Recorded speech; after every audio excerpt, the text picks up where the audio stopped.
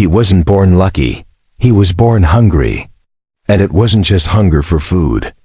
It was hunger to escape where he was, not to be swallowed by the fate of everyone around him. At 17, the red and yellow uniform was the only thing he could wear. With pride, and even with the smell of grease stuck to his skin, he kept telling himself, one day, this will make sense. The sound of the fryers, the shouting of orders, the sweat piling up between shifts. Everything seemed to scream that he was stuck in a reality nobody else wanted, but that he still called hope. Life wasn't made for those who dream small. And he never knew how to dream small. Even when others laughed, even when they said, a French fry guy never becomes a boss, he kept a folded napkin in his pocket with an idea scribbled on it. An idea no one saw value in, but that burned inside him as if it were already real. Working there wasn't a prison, it was a laboratory. While others complained about the extra shift, he observed. He memorized the customer flow, jotted down mistakes, understood how the heart of that place functioned. And all of that between one serving of fries and the next. He remembered his mother saying that work dignifies a man, but he wanted more than dignity. He wanted freedom. He wanted to look in the mirror and say, you built this. But everyone around him seemed numb from routine. The manager said he had potential, but that he needed to be more realistic. Coworkers mocked. The notes he kept in an old notebook hidden in the staff locker. And with every laugh he heard, he folded another page with force, as if saying to himself, I'll prove them wrong. On Sundays, while his friends rested, he studied business videos. He learned how to calculate profit margins, understand cost per customer, plan menus. All without spending a cent, because he didn't have one. The money barely covered rent and helped at home. But he always said, what I lack in money, I make up for in vision. His room was tiny, but the ideas growing there were too big to fit within any wall. It was in that space of silence and invisibility that he cultivated his purpose. Sometimes in the middle of the night, he would wake up afraid. Afraid of dying just like any other. Afraid of never getting out of that place. But in those moments, he remembered his father's voice, a simple man who used to say, you only lose when you stop trying. And that's exactly what he refused to do. Stop, because every shift at McDonald's, every impatient customer, every backache was, to him, just a part of the path. His eyes saw more than potatoes diving into hot oil. He spotted consumer patterns, tested combinations, observed which flavors sold better at what times. He asked customers questions, disguised as friendliness, but in his mind, everything was data. Everything was numbers. Everything was strategy. It was as if he were creating his own manual, even without knowing when or how he would use it. There were days he thought about giving up. Especially when the bus broke down and he had to walk 2 hours to work. Or when his torn shoes soaked his feet in the rain and no one noticed. But he walked with his head held high, because he knew no one respects those who shrink. And even without much, he already behaved like someone who knew exactly where he was going. One morning, he arrived late and heard the manager say, "You're never going to get out of here with that attitude." He smiled, didn't argue. Just wrote the phrase on the last page of his notebook.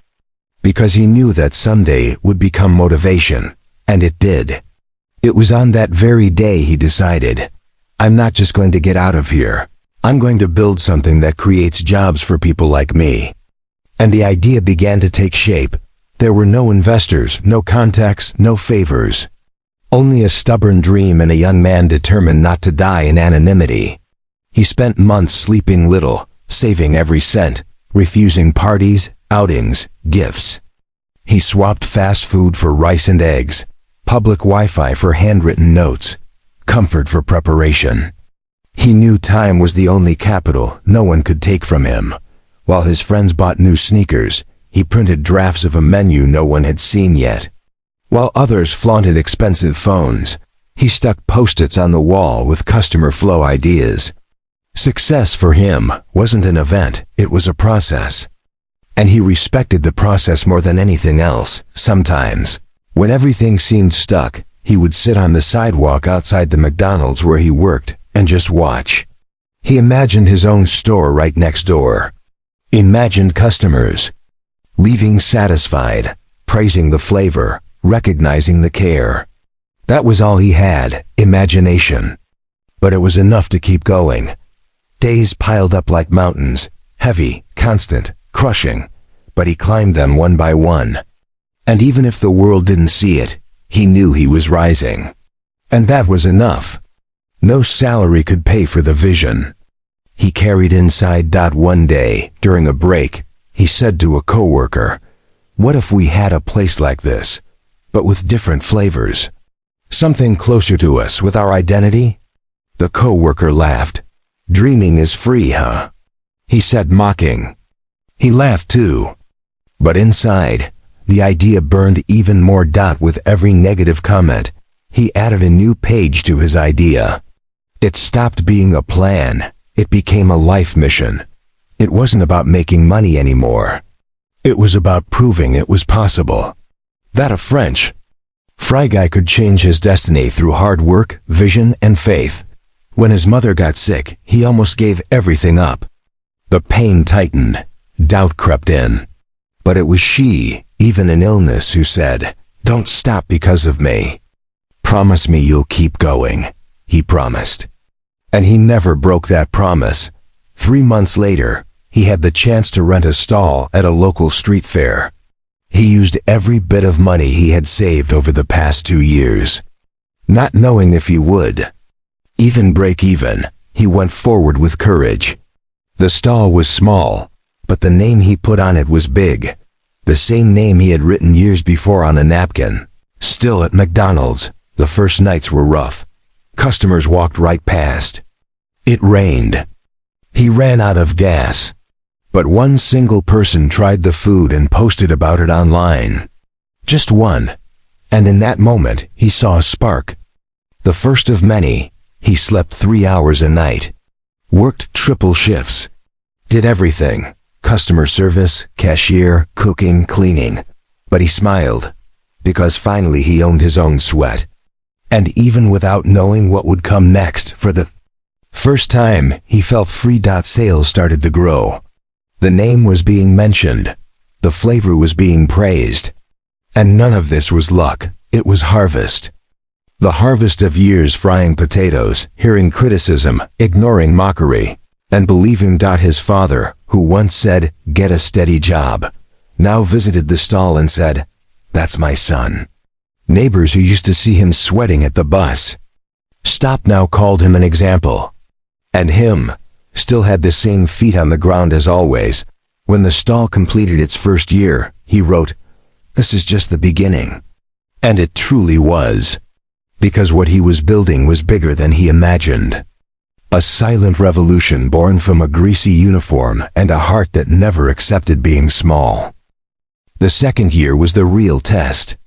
With the food stall gaining local fame, he decided to take a risk and open his first physical restaurant. It was a modest location in a working-class neighborhood, but with steady foot traffic. To raise the money, he sold what little he had, took out a high-interest loan, and had to convince a small local investor, a long-time loyal customer from the fair, that his idea wasn't a whim. The contract was signed with trembling hands and a knot in his stomach. He knew that one wrong step would take him back to zero. But he also knew that this was where the turning point would begin. In the first few months, he quickly realized the game had changed. Fixed costs, suppliers, health inspections, marketing, staff management. Everything that used to be solved with improvisation at the stall now required structure. There were nights when the exhaustion was so intense he would fall asleep standing up, leaning against the freezer. Other times he cried in the bathroom, in silence, so no employee would see. The fear of failure was constant. And along with it, the voices of former coworkers echoed in his mind. "You're never getting out of here." That hurt, but it also pushed him forward.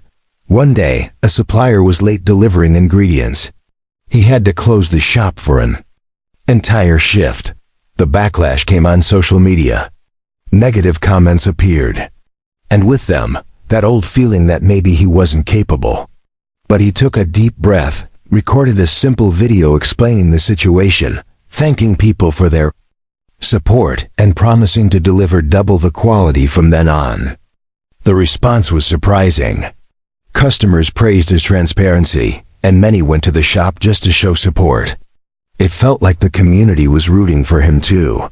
Over time he realized that his mission was bigger than just selling food. It was about telling a story, inspiring, showing that it was possible to come from the bottom and build something authentic.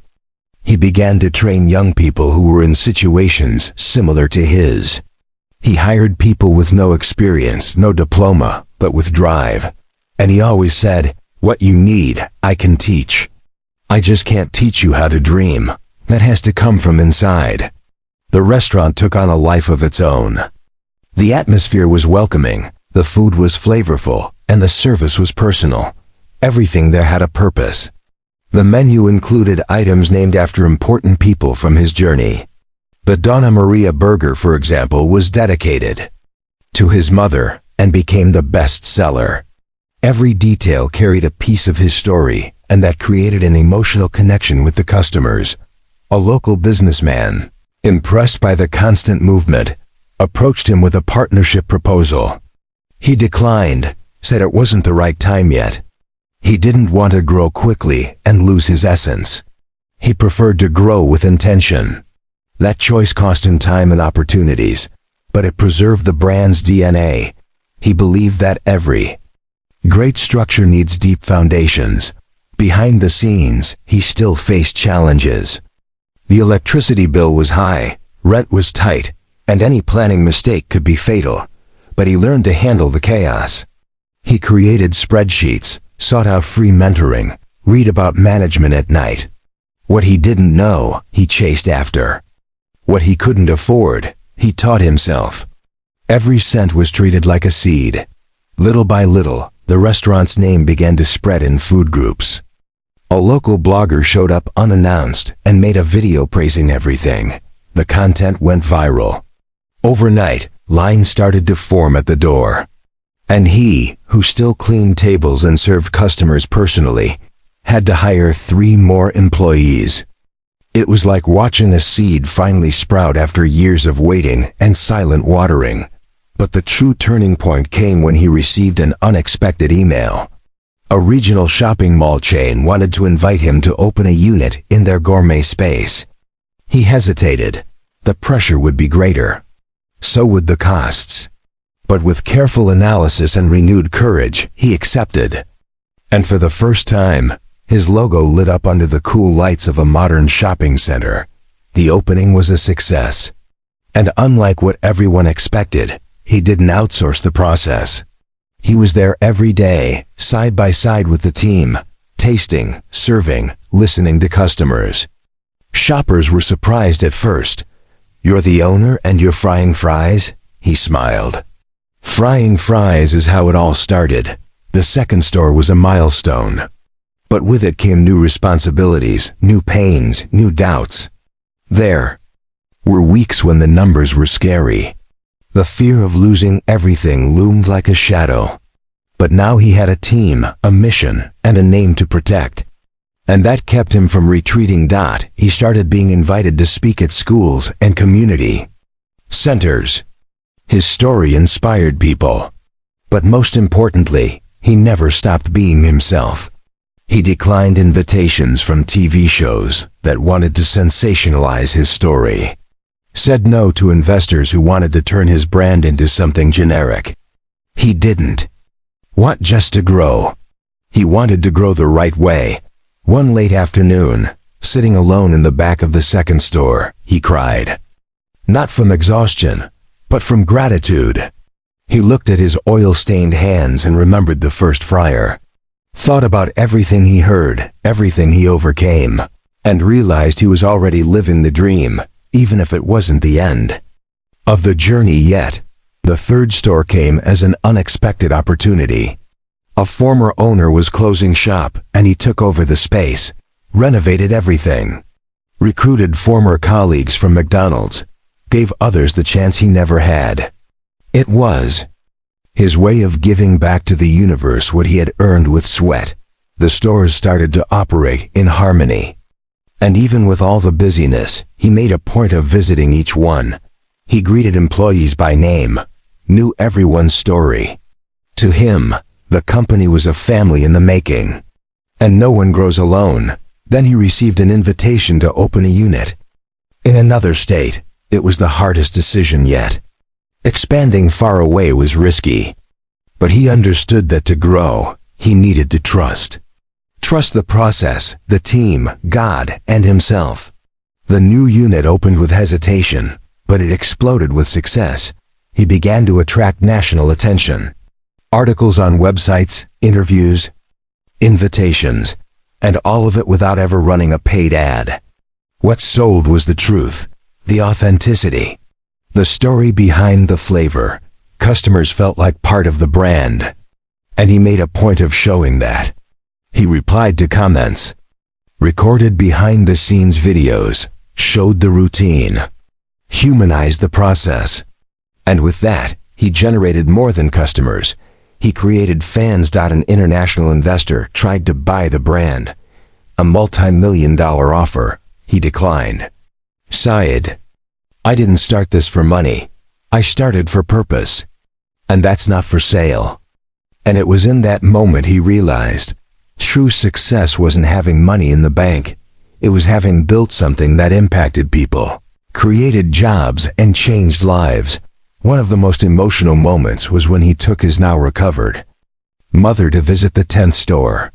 She cried when she saw her name printed on the menu and said, "You've done more than I ever imagined, and I already imagined a lot." His journey was still far from over. But in that moment, with a tray in his hands, serving a boy who reminded him so much of himself, he understood, I'm no longer the kid who fried fries. But that kid still lives inside me. He never forgot where he came from, nor does he intend to. Because it's by remembering the ground that one builds the sky. With every store opened, he reaffirmed his commitment to the truth. And today, with 72 units spread across the United States, he still repeats the same phrase. I didn't sell food. I served hope. With the brand consolidated and stores spread across several states, he realized he was facing a new mission, to teach others how to do the same. Not just franchise his company, but transfer mindset, vision, and values. He created an internal training program that didn't begin with numbers, but with history. Every new manager had to learn the company's journey, from the fryer to the first store. Because he knew, what sustains a brand isn't the products, but the principles behind them. The program was so successful that other entrepreneurs began asking for mentorship. And even with an overloaded schedule, he accepted a few. Because he never forgot how much he needed someone to believe in him. For each mentee, he repeated, build to last, grow with purpose, and never forget where you came from. That became a motto. It became culture.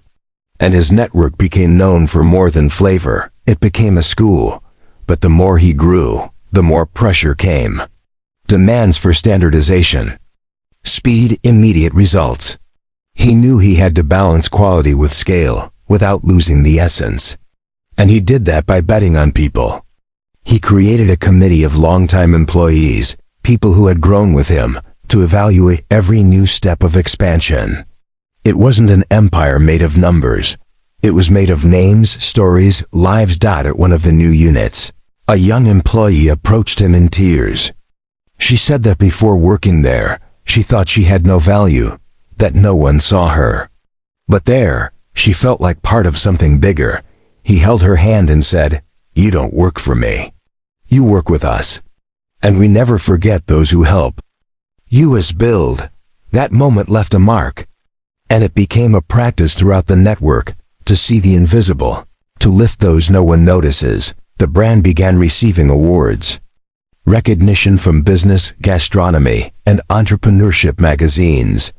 But he didn't wear expensive suits or adopt elite speech. He preferred showing up to ceremonies in simple sneakers and a humble smile. Because more than being applauded, he wanted to be remembered as someone who never changed who he was. A major TV channel wanted to make a documentary about his journey. He agreed, but with one condition. He wanted to film part of the scenes inside the first rut and another part at the McDonald's where it all began. Not to humiliate anyone, he explained, but to show that dreams fit in the most unlikely places. The request was accepted, and the documentary became one of the most watched that year. The media began calling him the people's entrepreneur. But he declined the titles. He said, "I'm just another worker who refused to die punching a time clock." And that resonated. People saw themselves in him. The story inspired not because it was perfect, but because it was real, flawed. Full of stumbles and victories pulled out with grit. One of his greatest sources of pride was founding a training center for youth from vulnerable communities.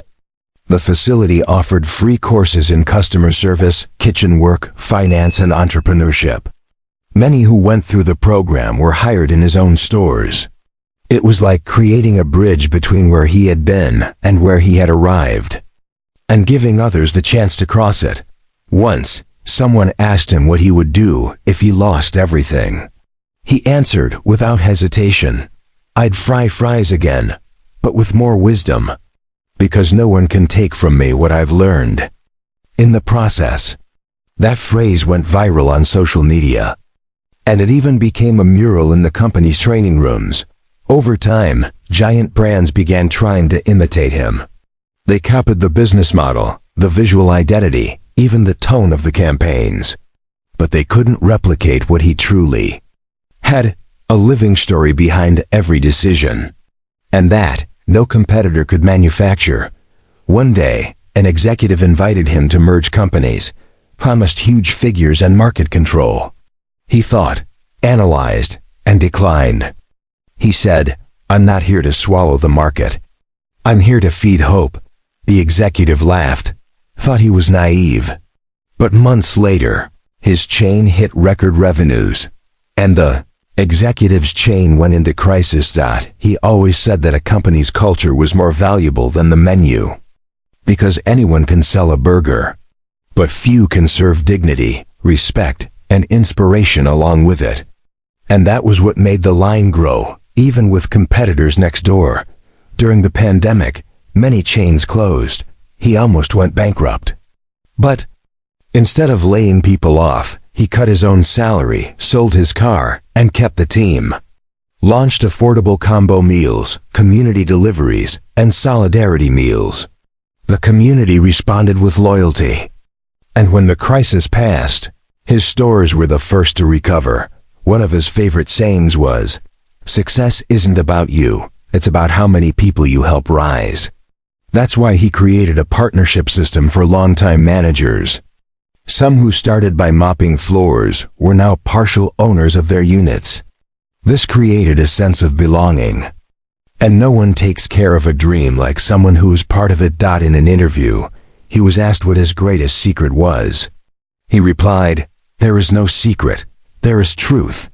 And truth, sooner or later, earns its place." That simplicity puzzled the experts, but it captivated those who mattered most, the people.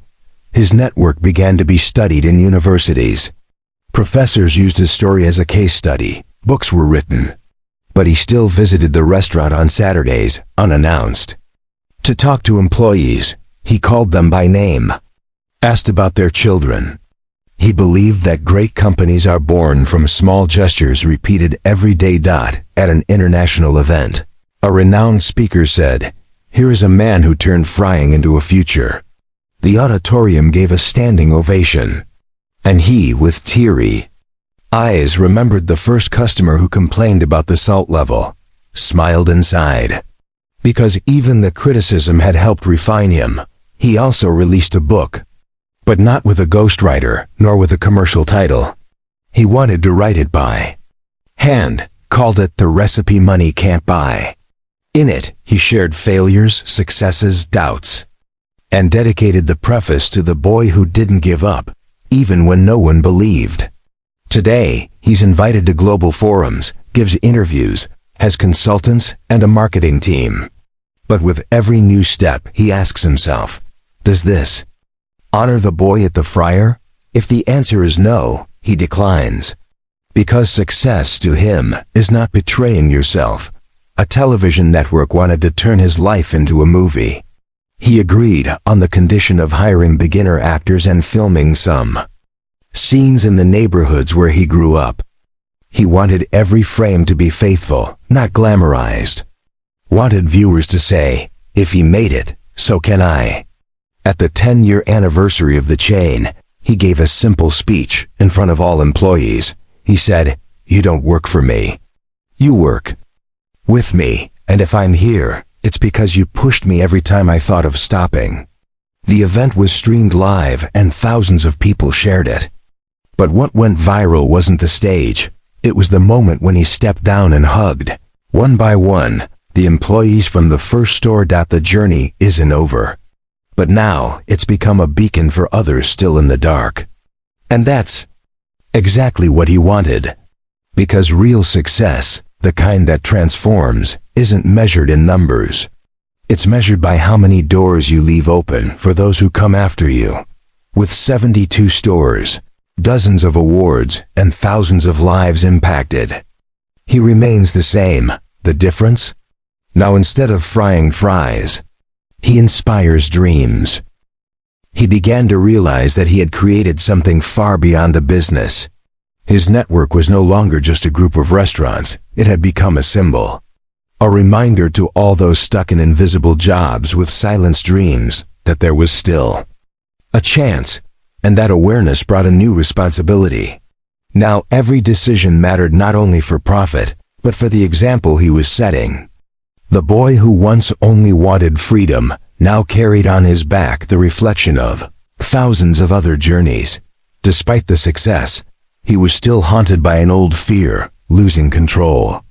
Not control of the business, but of its essence. He feared that the culture would dilute as the company grew, that the values would get lost in spreadsheets and targets. So he created an internal group called Roots, made up of former employees from the first store, whose mission was to ensure that the soul of the company would never be traded for convenience. And that was perhaps the most important decision of his life. One of the members of Roots was a former colleague from McDonald's, the same one who mocked his idea years ago. When he was hired, he apologized, said he never imagined he was capable of so much. And he replied with a sincere smile, "I doubted myself too, but I kept going." That reunion marked them both, because it was clear then that it wasn't about revenge, it was about reconciliation with the past. The new locations began displaying small frames with motivational quotes handwritten by him. They weren't internet cliches, they were phrases he repeated to himself on hard days. Like failure is only fatal for those who stop, or the ground you stand on today could be the foundation of your own empire. Customers started sharing photos of those frames online, and that created a silent chain of inspiration. He then decided to create a foundation using part of the company's profits. The goal? To fund small businesses created by former fast food workers who had ideas but lacked resources. In a short time, the foundation had already helped more than 80 micro-entrepreneurs open their own paths. Every time one of them succeeded, he felt like another piece of his purpose had been fulfilled. But fame also brought criticism. Some said he romanticized poverty. Others claimed his story was disguised luck. He heard it all. And as he always had, he answered with work. He kept waking up early, visiting stores, talking to customers. Because he knew that truth doesn't need to be defended. It sustains itself over time. At a business event, an arrogant executive confronted him, asking if he saw himself as a genius. He laughed and replied, "I'm just someone who refused to die small." Genius lies in those who believe when everything says it won't work. The audience applauded. But he wasn't moved by praise. He remained the same, discreet, determined, and above all, loyal to his story. He began receiving invitations to speak at prestigious universities. At one of them, after his talk, a student approached and said, "You made me rethink everything. I thought I needed an investor, but maybe I just need to believe more." He placed a hand on the young man's shoulder and replied, "Invest in yourself first. The rest will follow." His personal life also began to change. Now he could offer more comfort to his family. He took his mother to visit places she had always dreamed of, took care of his father's health, and insisted that any family member who wanted to work with him go through the same process as any other employee. There's no favoritism here, only example. That principle tied the family to the business with ethics and respect. During a surprise visit to one of the stores, he saw a boy wearing the same uniform he used to wear at McDonald's. The boy was nervous, trying to get the orders right. He approached, smiled, and said, "You're doing great. I also started out making a lot of mistakes." The boy's eyes widened. And in that instant, a seed was planted. Because sometimes, all someone needs is for someone to say, "You can." The brand's name began appearing on lists of the most admired companies in the country, but he kept his feet on the ground. When asked how he handled success, he replied, "I remember when no one noticed me. That's why I make sure to notice everyone today." In moments of solitude, he would write letters to himself, small reminders of why he started. Some of those letters he posted on social media, others he kept to himself. One of them said, "If one day you forget who you are, return to the smell of the fryer. That's where it all began." He decided to launch a free online course called "Start with What You Have." In just a few days, over 500,000 people had signed up. The content was simple, direct, human. No promises of easy wealth, just principles tested through pain. People began sharing stories of transformation inspired by him, and to him, that was worth more than any profit. His team grew. There were now more than 1,000 direct employees, but he knew the names of dozens. Knew who was a parent, who was studying, who needed help. He didn't want to be just a boss. He wanted to be remembered as a builder of possibilities. One of his greatest joys was receiving a letter from a former teacher, who wrote, "You taught me more than I could ever teach you." He cried, because he remembered how invisible he had been in school, how he had been treated as a problem. And now, those who once doubted him saw him as a living lesson. His story reached the international press. The Fryer Boy became a headline in magazines in the US and Europe, but he didn't let it go to his head. He continued with the same simple habits. He used to say that luxury, for him, was having time to live with purpose. The impact of his journey reached so far that even McDonald's publicly recognized his story. An official statement praised his perseverance. And he, with class, responded with gratitude. He said, "If it weren't for what I lived through there, maybe I wouldn't have built what I have here." That attitude earned him even more respect. Now he saw young entrepreneurs who had grown up looking up to him, some even better than him, and he applauded. He said, "My success is seeing you go even further." For him, every other person's achievement was an extension of his own legacy.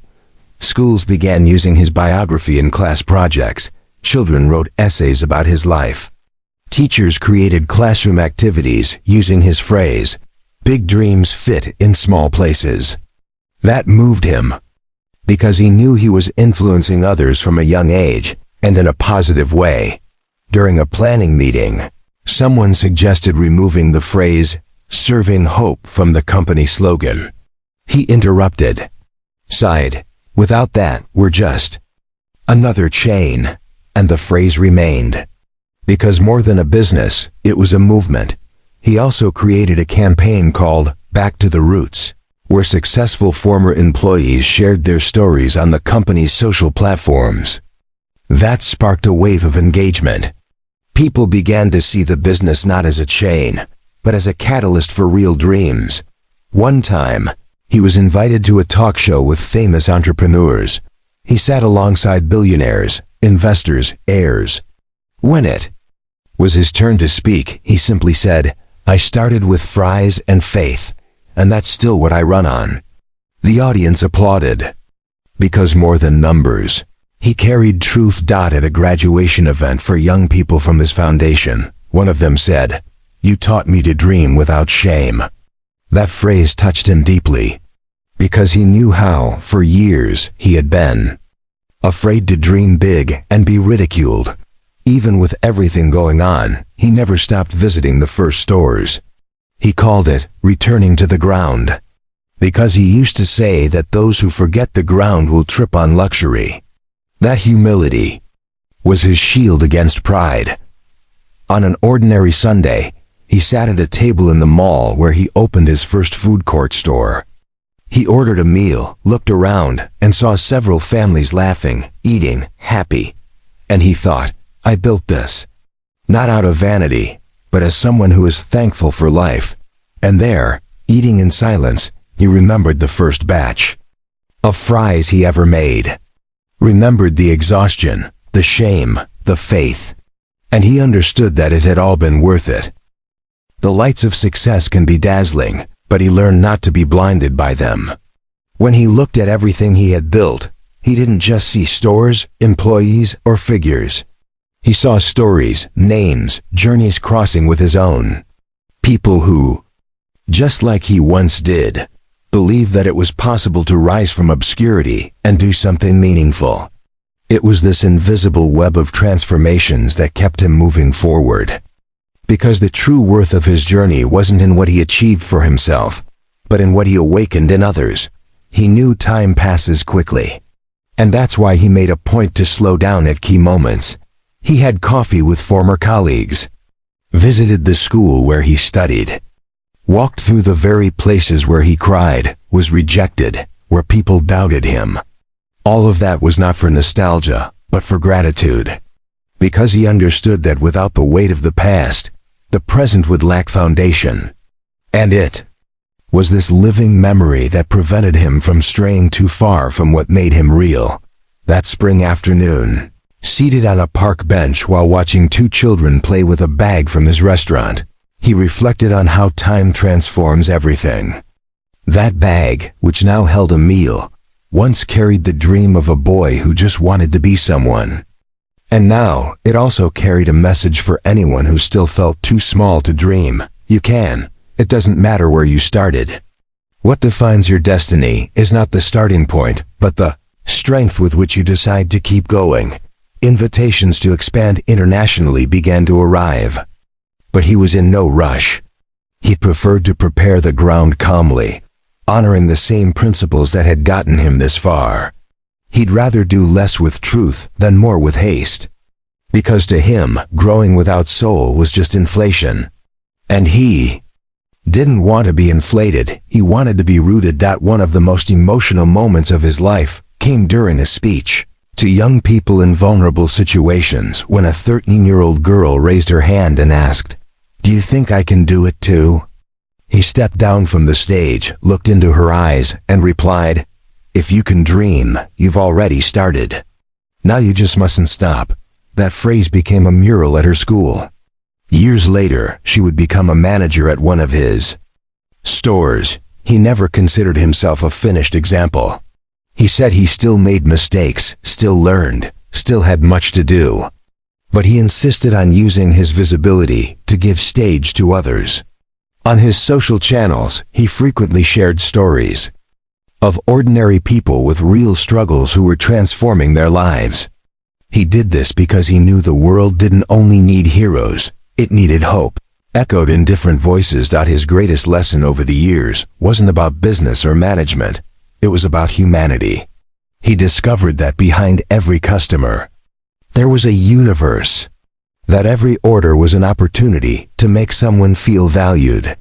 And when a brand understands that, It stops selling a product and starts serving a purpose. And that was always his intent, to serve something that fed more than stomachs. His foundation, now operating in 5 states, has already trained over 12,000 young people. And he still made a point of attending graduations. He would embrace each graduate, hand them their certificate himself, and say, "Now the world is yours. Don't ask for permission to win." That direct contact with the base kept him grounded, even as his mind kept dreaming bigger each day.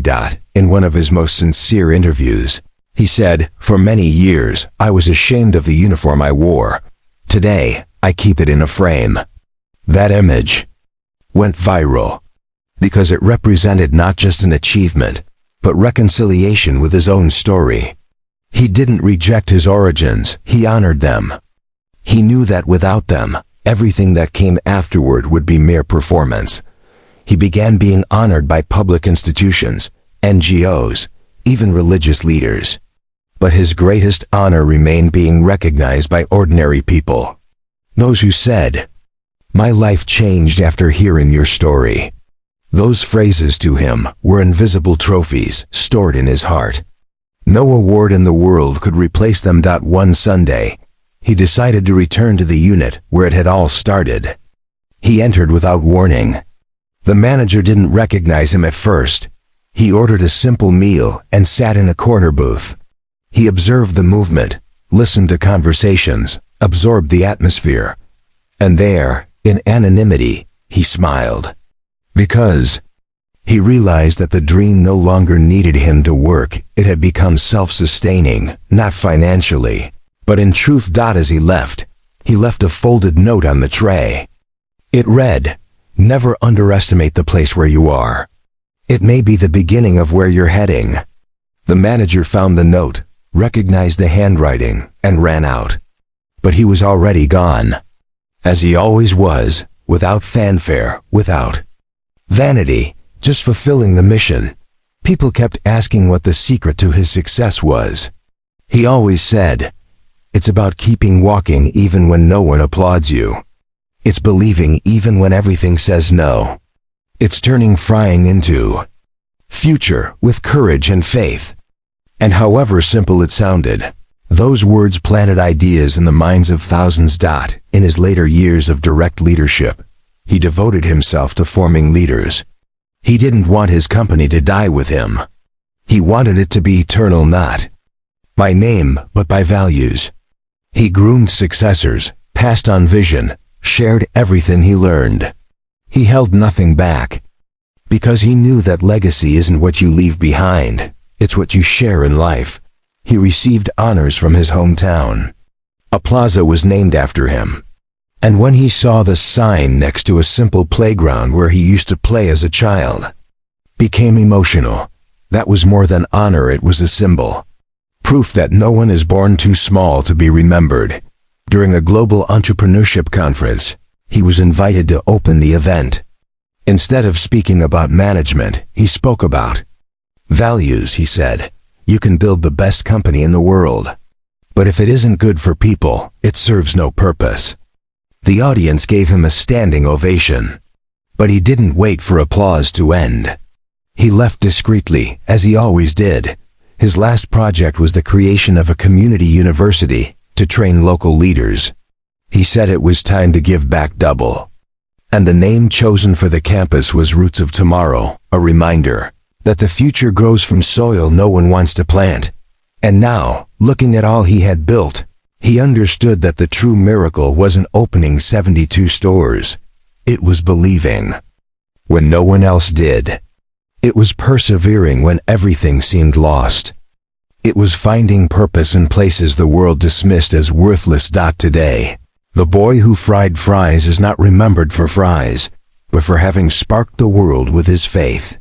A faith that didn't come from books nor gurus, but from the silent conviction that no one is too small to make history. And if you've made it this far, you may be asking yourself, can I do it too? The answer is simple, yes, you can too. You who work in silence. You who are tired but still press on. You who have ideas and fear at the same time. You, who've heard, this isn't for you. You, who dream big in a small space. You who never had an investor or a push. You who fry fries, clean floors, pack products, drive long hours or serve customers who don't even meet your eyes. You can do this. It doesn't matter where you are. What matters is where you believe you can go.